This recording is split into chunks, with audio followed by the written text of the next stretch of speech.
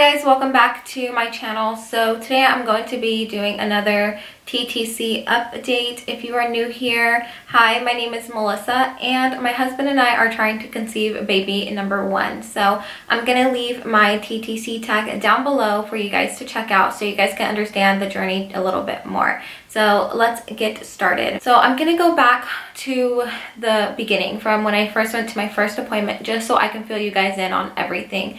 So I went to my first appointment back in February. I think it was like towards the end of February. And basically she just did like a full exam, like a pap smear. She did blood work and she gave me a referral to get a pelvic ultrasound done. And she also said that if I'm not pregnant within 3 months, then to go back and see her again, and then we'll take the next steps. The results for my pap smear and blood work, it all came back normal. And so, like I said, she just recommended for me to do the ultrasound and go back in 3 months if nothing still. So I made my ultrasound appointment and I wasn't able to get one for a couple of months because they were just really booked and it wasn't like an emergency thing. So I had to wait a while to even go to my appointment. But within that time, I missed a period for 2 cycles. So I had my period in March and I did not have one for April or May. And then I finally got it like the middle of June. So I think that's like, I can't remember how many days. I said I mentioned it in one of my past videos, but it was almost 3 months. So not having a period for almost 3 months, that's not normal for me. That was something new. And so I called and I made an appointment in June to see my gynecologist again, just to let her know like, hey, I haven't started my period in this long. And I had to wait till July 17th. That was the next appointment available that she had. So luckily, a week after I made my appointment, like the middle of June, I finally started. On top of all of that, in April, my husband got sent on a short deployment. We were still able to see each other like on the weekends, but that wasn't really enough. I mean, of course we still tried, but that wasn't really like trying.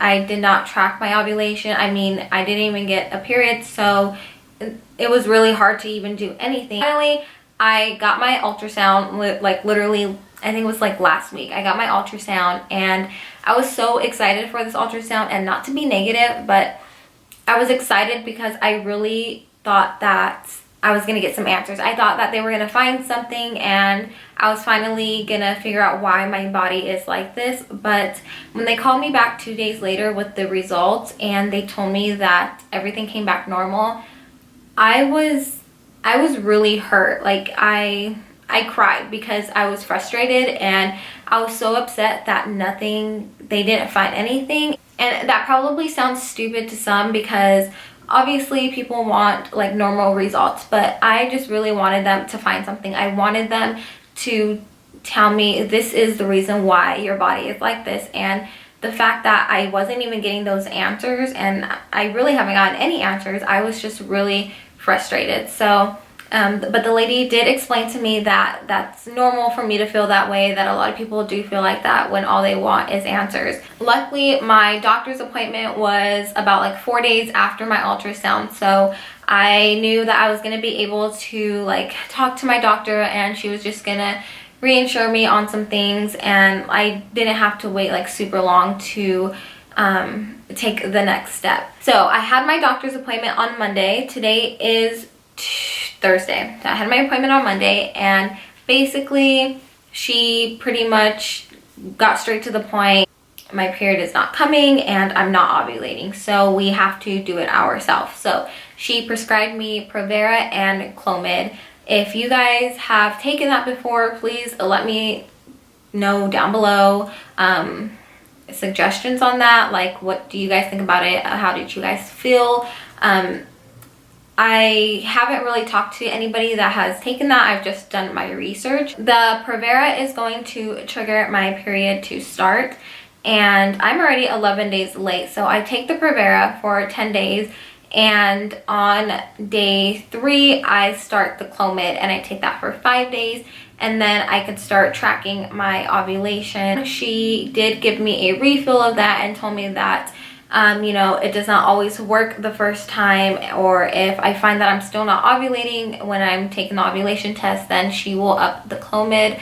But for now, we are going to try this, and she said if I want to take a second cycle, I could take a second cycle, but she did warn me that I was going to feel like crappy. And today is going to be the 4th day of taking the Provera. So on a Monday when I took it, I knocked out, and I don't know if it was that or if I was just extremely tired, but Tuesday and yesterday I was awake. Like, I was up at like 1:30 and I could not sleep. I was cleaning. I felt like I was on, I mean, I am on drugs, but like literally, like I could just not sleep. And my husband was like, are you gonna go to work tomorrow? I'm like, yeah, I'm going to work. And he's like, well, why are you still awake? And I'm like, I cannot sleep. Like, I'm up, I have energy. And I don't know if it's that, or I don't know, really, I don't know.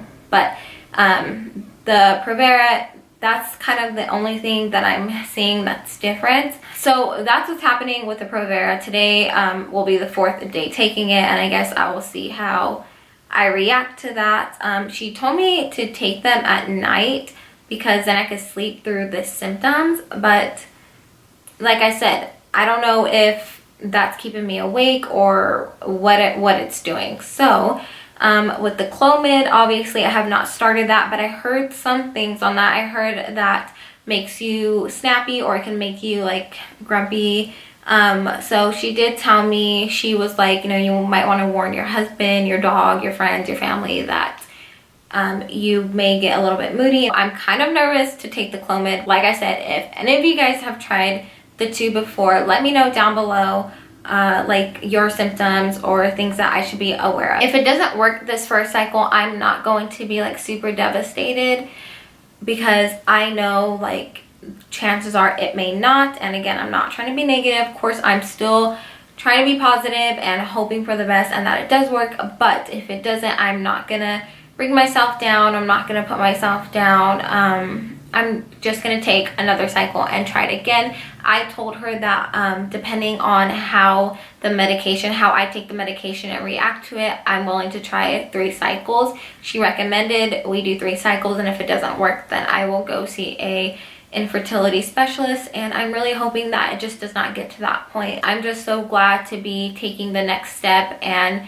having hope again and something else to look forward to, like maybe this will work. So I'm really glad about that. My husband is actually going to see a specialist just to get like checked and stuff. The reason why he hasn't already is just because I felt that it was just me because of my irregular cycle, and you know, maybe we're just not timing it right and the schedule. But he is going to do his part and go get checked as well, and so we'll see on that and how that goes. I hope this video was not all over the place. I kind of feel that it was, but I hope you guys understand.